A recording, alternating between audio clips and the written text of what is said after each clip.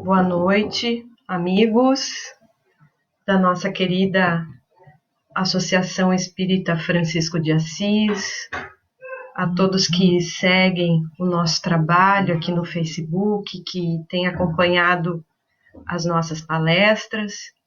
Então, hoje, quarta-feira, nós novamente temos um encontro, que é esse trabalho público que a gente vem, então, desenvolvendo de forma online. Para iniciarmos, então, a nossa noite, o nosso trabalho, nós vamos, então, ler um trecho, né, uma página desse livro Vida Feliz, como nós costumamos fazer na nossa Francisco de Assis. Vamos ver o que ele nos diz. O conselho somente terá valor se estiveres disposto a segui-lo. Quando estejas com dificuldade em qualquer assunto, recorre a uma pessoa mais experiente, mais bem equipada, pedindo-lhe ajuda e orientação. Todavia, não leves a tua própria opinião tentando prová-la verdadeira. Ouve com cuidado, reflexiona e depois toma a decisão que te pareça mais acertada. Por outro lado, não faças ouvidos moucos às orientações e conselhos que te deem ou que busques. Examina tudo e retém o que é bom. Ensina o apóstolo em nome do bem. Então, para iniciarmos o nosso trabalho desta noite, nós convidamos também a todos vocês que neste momento, então, façamos a nossa prece para nos prepararmos para a noite. Envolvidos, então, nas bênçãos do nosso amigo Jesus, mais uma vez, elevamos os nossos pensamentos ao alto, pedindo a Ti, Mestre querido das nossas existências, que fique conosco em mais esta noite de reflexões, em que elevamos os nossos pensamentos a Ti. Envolve os nossos lares, as nossas famílias, para que esta noite, mais uma vez, possamos ter a Tua presença nestes ambientes e tornar um momento de verdadeira festa para os nossos corações. Fica conosco, Senhor, e envolve-nos na Tua paz.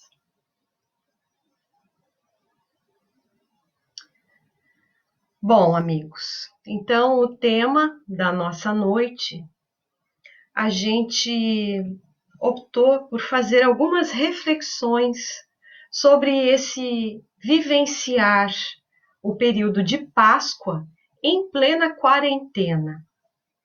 Porque nós refletíamos que momento é esse que nós estamos vivendo e que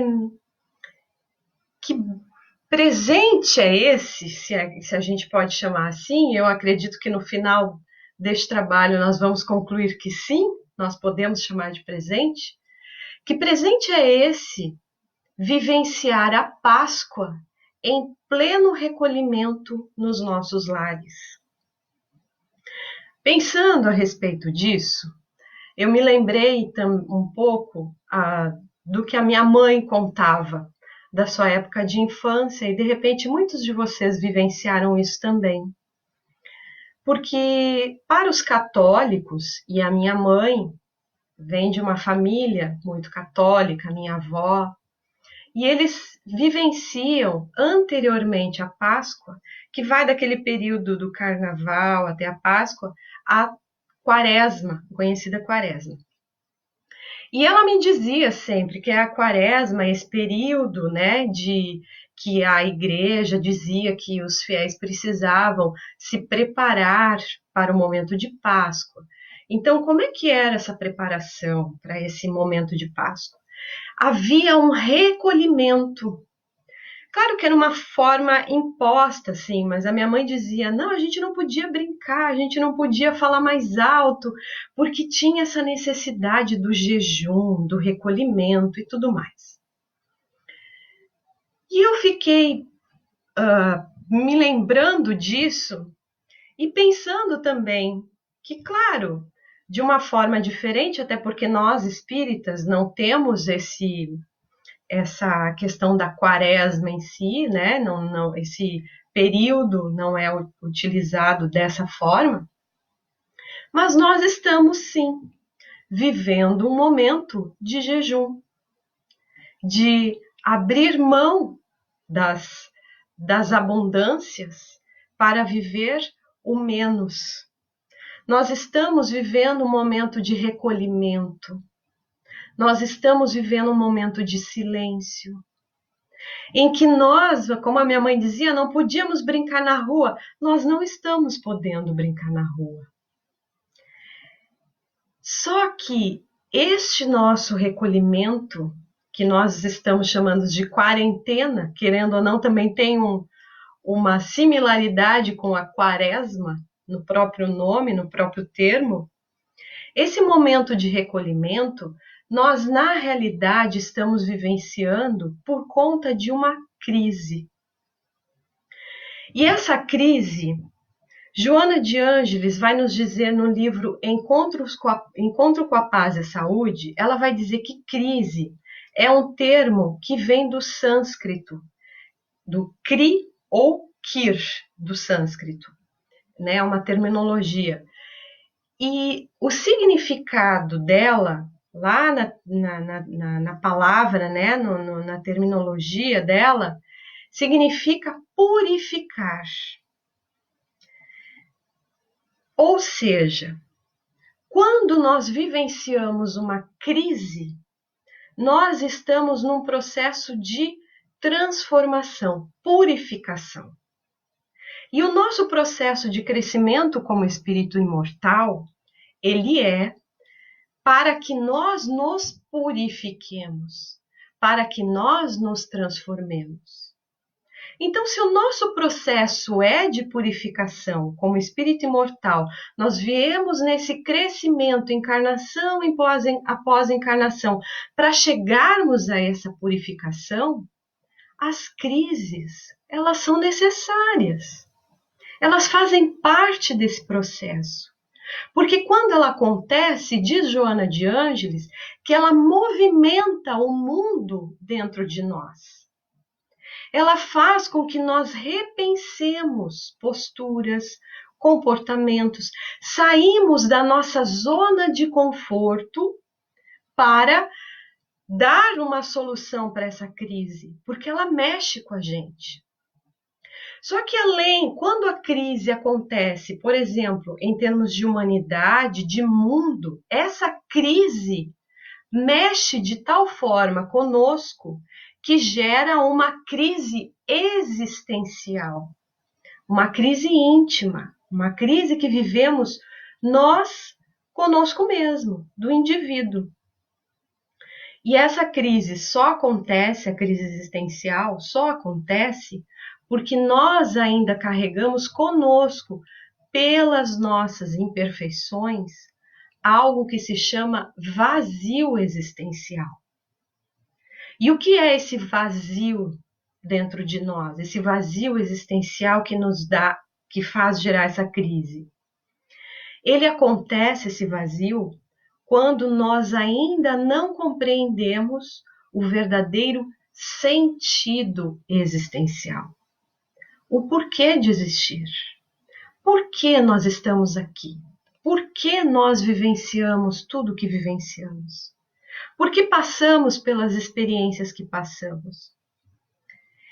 E sempre que esse vazio acontece, significa, na realidade, que nós ainda entendemos como felicidade, entendemos que o que vai nos trazer paz, felicidade plena, está vinculado a coisas, a obter, a ter e não a ser. Então eu entendo que eu sou feliz se eu conquisto o mundo, se eu conquisto lá fora. E hoje, esses momentos de quarentena estão fazendo com que a gente se obrigue a conquistar um espaço aqui dentro. E aí, como a gente ainda tem essa cabeça de entender que é lá fora que eu tenho a felicidade, eu entro em conflito com isso que eu tenho aqui, que eu preciso buscar.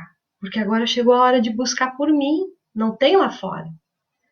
E então me dá um vazio existencial. Quando eu começo a entender que a felicidade não está nas coisas que eu obtenho, mas nos sentimentos nobres que eu conquisto, que não está necessariamente, o amor não significa necessariamente eu estar fisicamente o tempo todo com a pessoa, mas que muitas vezes o estar distanciado também me completa.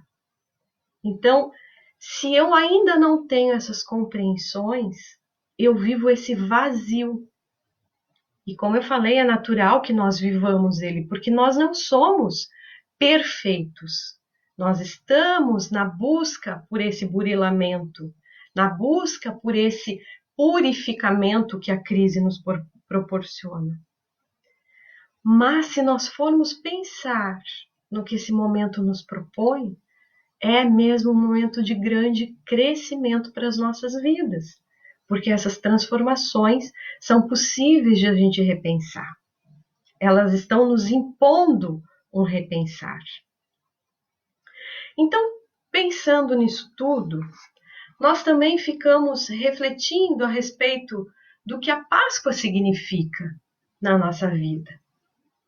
Porque o que é de fato a Páscoa, né? Infelizmente, quando a gente pergunta para a maioria das crianças o que é a Páscoa, né? É tipo o Natal. Quem é que é o aniversariante do Natal? Papai Noel, né? Quem é o aniversariante, ou quem que é o grande personagem da Páscoa? Coelhinho. Mas por quê? Porque virou um momento comercial. Aquela busca, né, por dar presentes, chocolates. Claro que é uma demonstração de carinho, de amor, ninguém está dizendo que a gente não deva fazer isso. Mas chegou o momento da gente repensar o que é de fato a Páscoa. É isso que nós estamos, né, propondo hoje, para a gente resgatar esse sentido da Páscoa. Então viveremos agora na sexta-feira o feriado, né, que se chama, né, a Igreja instituiu de Sexta-feira Santa, e na verdade é a representação do momento em que Jesus viveu todos aqueles flagelos, todas aquelas, né, dificuldades, foi crucificado, desencarnou.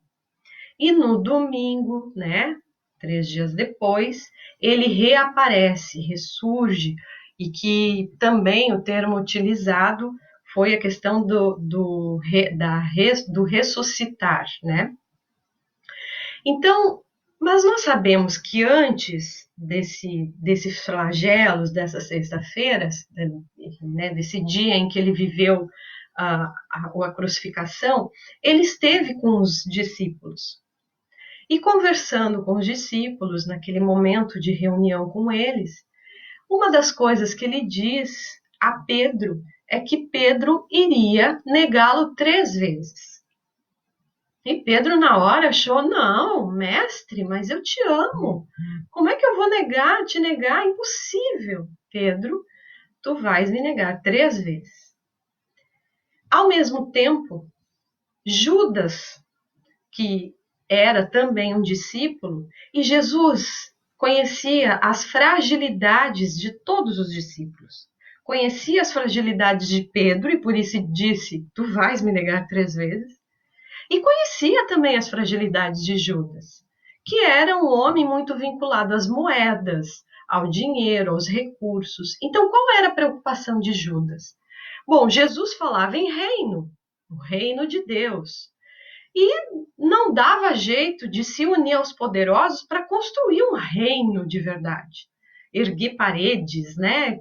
Obter tesouros, porque, afinal de contas, um reino precisava disso. Então Judas, na sua ingenuidade e nas suas fragilidades vinculadas às questões do dinheiro, ele pensou, bom, eu vou dar um jeito nisso aí. Vou fazer com que nós possamos nos unir aos poderosos. E o que esses poderosos romanos querem? Que eu entregue Jesus. Bom, então eu vou entregar, mas vou exigir uma quantia de dinheiro. E vou exigir também que eu seja alguém que esteja à frente, né, que eu tenha voz de comando. Por quê? Porque aí eu vou fazer com que essa coisa do reino comece a se construir, né, se faça, se edifique de fato, e Jesus vai estar preso. E como eu vou ter voz de comando, como eu vou ser alguém que vai ter esse poder, a hora que eu quiser eu tiro Jesus e pronto, o reino está pronto, nós estamos organizados, agora ele pode reinar. Só que não foi o que aconteceu. Judas entregou Jesus e Jesus foi preso à cruz. Viveu todo aquelas dificuldades. E Judas não teve o poder que ele imaginou, não teve a ascensão que ele imaginou e nem se construíram as coisas que ele imaginou. Mas o que aconteceu com esses dois personagens depois disso? Os dois, ambos, viveram aquilo que a gente falava lá na frente, no início. Tanto Judas quanto Pedro viveram a crise existencial. Foram acometidos de um vazio existencial profundo quando isso tudo ocorreu. Por quê? Porque Judas tinha na cabeça dele que as coisas dariam certo, que eles seriam felizes, que o reino do céu seria construído se ele tivesse poder, se ele tivesse o tesouro, se os bens fossem construídos. Então, quando ele percebeu que não era isso, e quando ele percebeu que aquele homem, que na verdade ensinou a amar, a respeitar, a fazer o bem, o seu grande amigo, estava ali sendo crucificado, vivendo todos aquelas situações de dor intensa, porque óbvio que Jesus sofreu dores. Quando ele viu aquilo tudo, ele foi acometido de uma culpa imensa, porque ele começou a se perguntar, mas o que foi que eu fiz? Mas então qual é o sentido de viver? E isso lhe acometeu um vazio que o levou a uma crise existencial. Só que Judas se abateu, se deixou fragilizar totalmente por essa crise. E levado por esse vazio, ele se suicidou. Optou por fugir desse momento de movimentar as suas estruturas íntimas e fazer alguma coisa diferente. Então ele se suicidou, fugiu. Pedro também viveu a mesma coisa. Porque quando ele se deu conta, ele de fato negou Jesus. Quando Jesus estava vivendo aquela situação e a multidão enlouquecida, né, vindo, gritando ali para Jesus, e no meio da multidão eles olhavam, você é um discípulo dele, e ele com medo olhava para as pessoas e dizia, não, eu não sou eu. E fez isso por 3 vezes, como o mestre falou. Então, quando Pedro se deu conta, ele também viveu o vazio existencial. Foi acometido por uma crise existencial profunda. Porque ele se deu conta daquilo e ele, fugindo com medo, observando o mestre com coragem, com dignidade, carregando aquilo tudo, sem ser, recebendo, né, tudo aquilo por amar. Qual era a culpa que Jesus tinha para aquilo tudo? Então Pedro se deu conta daquilo que ele fez e viveu esse vazio, viveu essa crise, esse choque existencial. E começou a também se perguntar: o que foi que eu fiz? Qual é o sentido de existir? Só que Pedro, diferente de Judas, olhou para aquela situação e usou da crise que ele viveu dentro dele para se purificar, como diz Joana de Ângeles. Porque ele movimentou as suas estruturas íntimas e disse: não, o que é que eu posso fazer para mudar essa situação? Me equivoquei, mas agora eu preciso fazer algo. Ou eu lamento, ou eu faço algo. E Pedro resolveu fazer. E foi um dos maiores divulgadores do Evangelho. Graças a Pedro, o Evangelho teve continuidade como teve. Foram construídos templos, foram feitas curas, graças a Pedro. Então essa é uma das primeiras reflexões que a gente quer propor para esse momento de Páscoa. Quais são, o que essa crise que nós estamos vivendo, porque ela está mexendo com a gente, ela está mexendo com o nosso mundo íntimo. Mas se crise é para me purificar, aonde eu estou movimentando o meu mundo íntimo? Como eu estou movimentando o meu mundo íntimo para acontecer essa purificação? Porque ela é uma proposta divina. Ela é uma oportunidade para eu fazer com que esses sentimentos que eu carrego dentro de mim se modifiquem também. E como eu tenho usado? Como Judas, lamentando, se culpando os outros, culpando o governo, culpando seja lá quem for. E volto a dizer, eu não estou dizendo que tudo está, ninguém tem responsabilidades nisso tudo, não é isso. Mas eu consigo mudar aquela situação? O que de fato eu consigo mudar? O vírus ou a mim? Eu consigo mudar o sistema que está fazendo com que seja necessário eu me recolher em casa? Ou eu consigo mudar a minha forma de pensar, o meu hábito mental, os meus pensamentos diários? Como eu tenho me vinculado? Que tipo de pensamento eu acordo e tenho? De tristeza? De abandono? De depressão? Ou de vamos fazer diferente? Vamos descobrir algo novo nesse momento? Então nós podemos tomar uma dessas posturas, da fuga, da vitimização, do transtorno que tomou Judas, ou do trabalho, da mudança, do propor-se a transformar como esse momento está nos pedindo. São duas opções. Uma outra reflexão que a gente quer fazer sobre esse momento também é que nós muitas vezes ficamos nos questionando: mas por que eu estou vivendo essa dor? Mas que coisa, será que eu mereço isso? Será que está justo? E aí eu fico me perguntando, o que passava na cabeça de Jesus no momento em que ele foi crucificado? No momento em que ele carrega aquela cruz de vergonha? No momento em que todo mundo grita o seu nome com raiva? O que passa na cabeça dele? Será que Jesus, por algum momento, pensou: eu fiz tudo certo e agora estou sofrendo essa injustiça? Por que isso é tão injusto?